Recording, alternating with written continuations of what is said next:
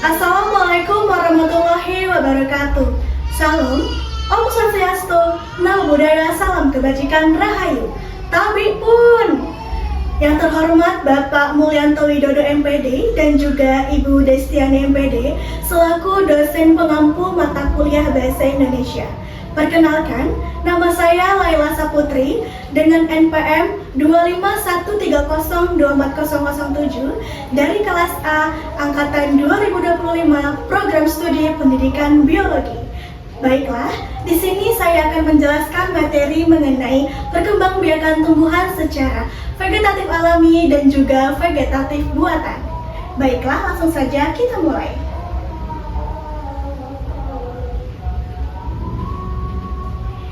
Nah, teman-teman, tahu nggak sih tumbuhan itu bisa loh memperbanyak diri tanpa adanya biji dan juga bisa memperbanyak diri dengan bantuan manusia. Contohnya seperti apa sih?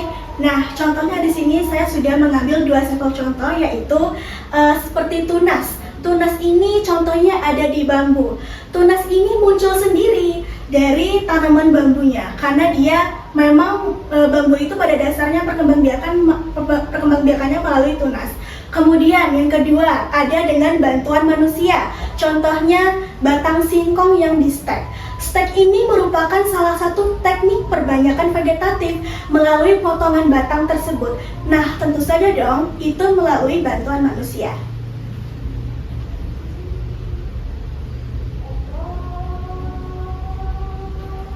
Nah, selanjutnya, sebelum kita memulai materi yang lebih dalam, kita harus mengerti dulu dong, apa sih itu perkembangbiakan secara vegetatif. Nah, perkembangbiakan secara vegetatif itu merupakan perkembangbiakan tumbuhan tanpa melalui peleburan sel antara kelamin jantan dan juga kelamin betina antara tumbuhan. Nah, hal ini itu dapat berupa individu baru berdasarkan dari bagian tubuhnya tumbuhan. Contohnya seperti akar, kemudian batang, ataupun daun dan juga tunas. Nah, cara ini itu menghasilkan keturunan yang sifatnya itu sangat mirip dengan induknya. Contohnya tadi teman-teman, seperti yang telah saya berikan contoh di awal, yaitu bambu, muncul yang mirip dengan induknya yaitu tunas.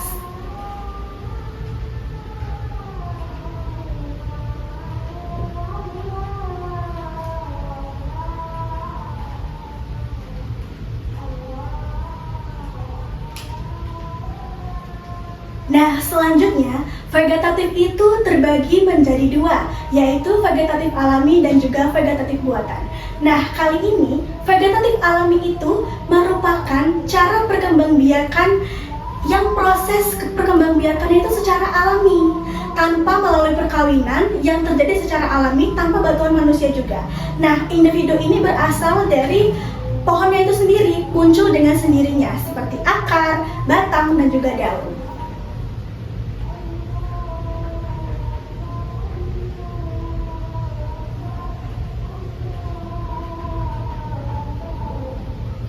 Nah, ada juga nih ciri-ciri perkembangbiakan secara vegetatif alami. Yang pertama, terjadi tanpa bantuan manusia. Yang sudah dibilang dari awal tadi bahwa perkembangbiakan vegetatif itu merupakan perkembangbiakan secara sendiri tanpa adanya peleburan ataupun perkawinan, dan juga kalau misalkan alami itu tanpa buatan manusia, tanpa adanya campur tangan oleh manusia. Kemudian yang kedua yaitu tidak melalui proses perkawinan, karena vegetatif alami ini merupakan salah satu perkembangbiakan yang memang muncul dari induknya sendiri. Kemudian individu yang baru itu berasal dari bagian tubuh tumbuhan, contohnya seperti tunas, kemudian dari daun, misalkan nih dari daun cocar bebek yang jatuh kemudian muncul akar baru dan tunas baru. Kemudian menggunakan akar, batang, dan ataupun daun.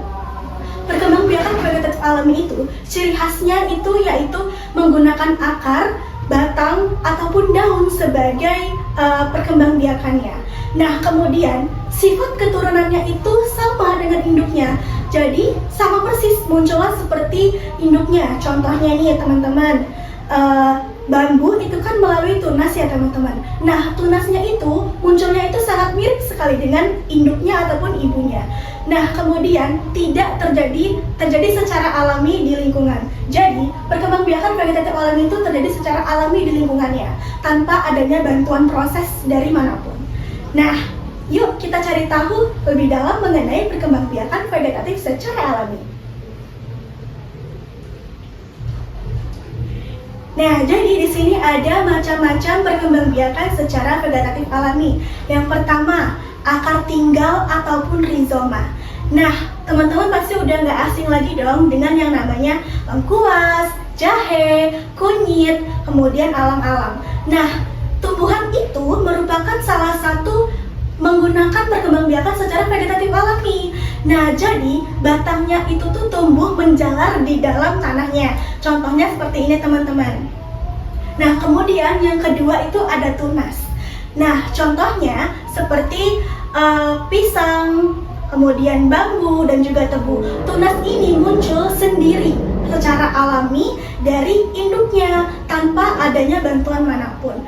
Contohnya seperti bambu yang memunculkan tunas baru dari induknya. Nah, tunas ini itu sangat persis dengan induknya. Nah, kemudian yang ketiga ada spora.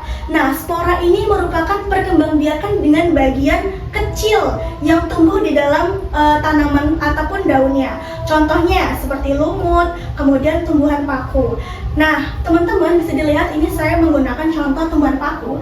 Di dalam tumbuhan paku ini terdapat di dalamnya yang namanya spora. Spora itu bentuknya tuh seperti bulatan-bulatan kecil itu teman-teman. Nah, itu ketika dia menyentuh, dia bakalan berkembang biak. Nah, kemudian ada yang keempat namanya umbi batang. Nah, umbi batang ini itu tumbuh di bawah tanah dan juga menyimpan cadangan makanan. Nah, contohnya umbi batang yaitu seperti kentang, bengkoang, dan juga ubi jalar. Nah, selanjutnya ada umbi lapis. Teman-teman pasti kalau misalkan ngomongin umbi lapis, pasti udah keinget kan sama bawang merah, karena bawang merah itu kan merupakan salah satu tanaman umbi yang berlapis. Nah, jadi umbi lapis itu tuh terdiri dari lapisan-lapisan daun yang tebal. Nah, itu berfungsi untuk menyimpan cadangan makanan. Nah, contohnya sih apa aja sih tumbuhan yang melalui perkembangbiakan secara vegetatif alami? Contohnya umbi lapis yaitu ada bawang merah, bawang putih, bawang bombay, kemudian ada bunga bakung. Selanjutnya ada umbi akar. Nah, jadi umbi akar ini merupakan salah satu perkembangbiakan vegetatif melalui umbi di bagian akarnya teman-teman. Contohnya seperti tanaman singkong, kemudian wortel, lobak, dan juga bunga dahlia. Nah, selanjutnya ada yang namanya tunas adventif. Nah, tunas adventif ini itu salah satu cara perkembangbiakan vegetatif alami melalui tunas dari daun. Jadi caranya daun ini nanti akan melepaskan tunasnya kemudian ke tanah, lalu dia akan menumbuhkan individu baru. Contohnya ada tanaman cocor bebek, kemudian ada cemara, kemudian ada pohon sukun dan juga pohon kersen. Nah, selanjutnya yang terakhir itu ada geragi ataupun stolon. Jadi stolon ini tuh salah satu teknik perkembangbiakan vegetatif alami yang batangnya itu tumbuh menjalar di atas tanah. Jadi dia tuh membentuk tumbuhan baru di atas tanah tersebut. Nah, contohnya apa sih yang menggunakan geragi ataupun stolon? Yaitu contohnya yaitu tanaman stroberi, kemudian tanaman arbei, semanggi, dan juga rumput teki.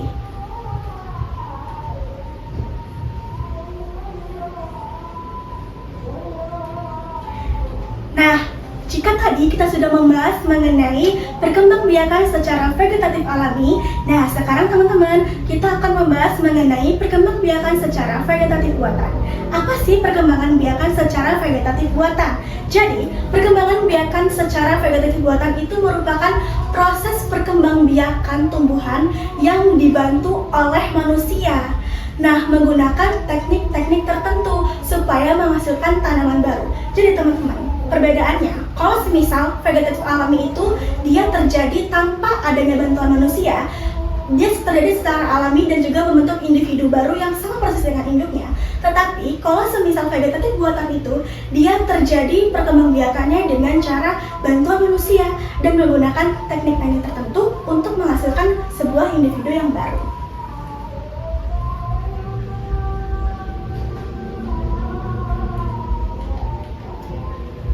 teman-teman, ada pula ciri-ciri perkembangbiakan secara vegetatif buatan. Yang pertama, tentu saja dilakukan dengan buatan manusia, karena secara vegetatif buatan yang melalui campur tangan manusia.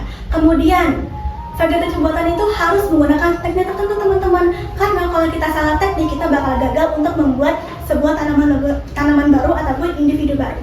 Kemudian tentu saja tidak melalui perkawinan, karena memang pada dasarnya perkembangbiakan secara vegetatif itu tidak adanya perkawinan antara kelamin jantan juga kelamin betina pada tumbuhan. Kemudian tujuannya itu untuk memperbanyak tanaman dengan cepat.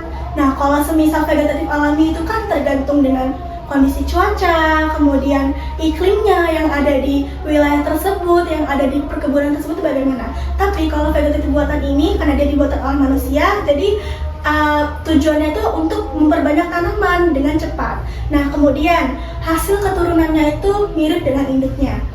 Kemudian biasanya itu digunakan pada tanaman budidaya.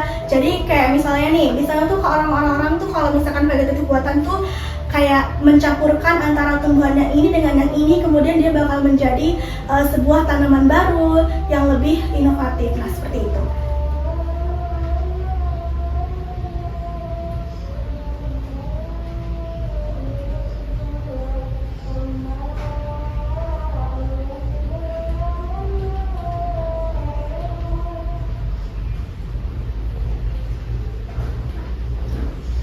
Nah, teman-teman, di sini ada macam-macam perkembangbiakan secara vegetatif buatan.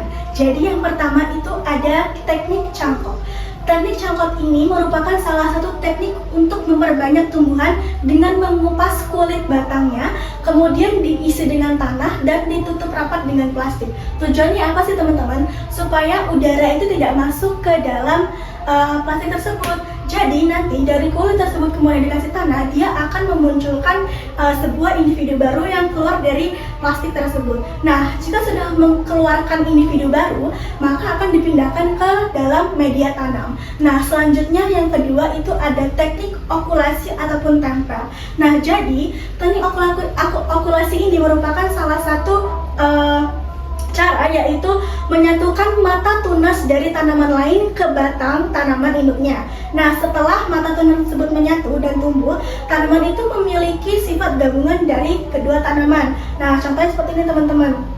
Kulitnya itu agak dibuka sedikit, kemudian dimasukkan tanaman dari pohon yang lain, kemudian ditempel, dilapisi plastik supaya dia tetap terjaga dari udara dan juga air. Nah, kemudian nanti dia akan memunculkan sebuah individu baru. Kemudian yang ketiga ada merunduk ataupun layering. Nah, teknik merunduk atau layering ini sebenarnya mirip dengan gerahgia ataupun stolan teman-teman, karena dia tumbuh dengan cara merunduk ke tanah. Nah, tapi kalau misalkan geragi itu secara alami, tapi kalau misalkan merunduk ini secara buatan. Karena apa? Batang yang di sini itu dibantu oleh manusia untuk tumbuh merunduk seperti ini, kemudian ditimpa dengan tanah oleh manusia. Nah, dengan cara seperti itu, maka akan memunculkan sebuah individu baru teman-teman, yang mirip dengan induknya. Oke, selanjutnya yang keempat ada stek ataupun teknik pemotongan batang. Nah, jadi ini merupakan, kalau menurut saya pribadi ya teman-teman, jadi teknik stek ini merupakan salah satu teknik perkembangbiakan vegetatif buatan yang benar-benar sangat mudah sekali, karena hanya tinggal dipotong lalu ditancapkan ke tanaman dan akan memunculkan sebuah individu baru. Contohnya teman-teman yang paling populer sekali dengan menggunakan teknik stek yaitu ada tanaman singkong. Jadi caranya tuh sangat mudah, hanya tinggal memotong bagian batang tumbuhannya saja, kemudian langsung ditancapkan ke tanah dan ia akan tumbuh menjadi individu baru. Kemudian ada teknik yang namanya sambung ataupun grafting. Nah, jadi teknik ini itu dilakukan dengan memotong bagian tumbuh-tumbuhan seperti contohnya batang, daun ataupun akar. Nah, kemudian setelah dipotong tersebut itu akan menjadi tanaman baru.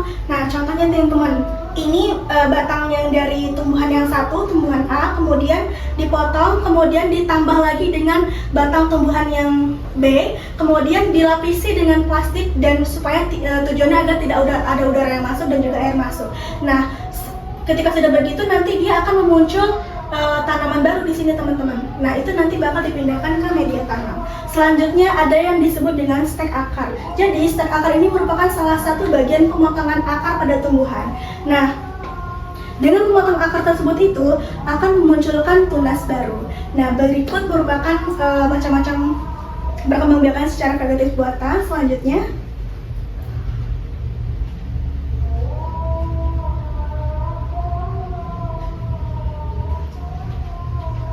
baik, selanjutnya yaitu kita berikan kesimpulan mengenai perkembangbiakan secara vegetatif alami dan juga vegetatif buatan.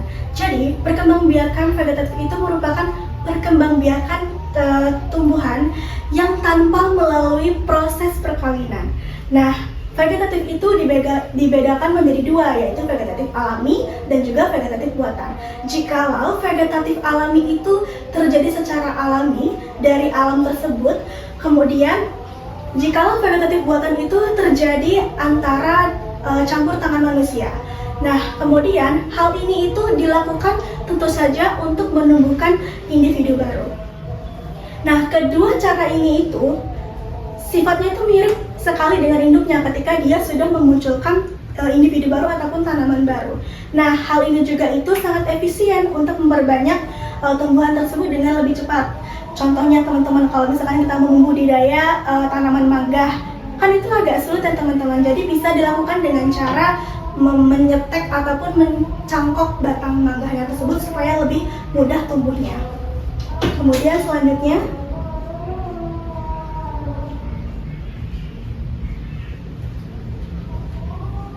next.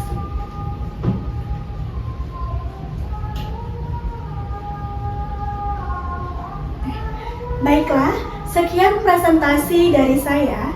Mohon maaf apabila ada salah kata ataupun kata-kata yang kurang. Kepada Allah saya memohon ampun.